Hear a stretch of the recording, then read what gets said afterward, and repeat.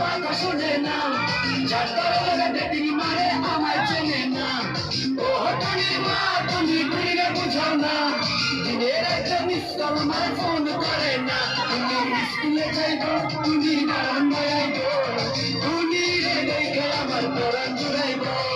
ও টুনি মা তোমার টুনি কথা শুনে না যার কারণে ডেটিং মারে আমায় চেনে না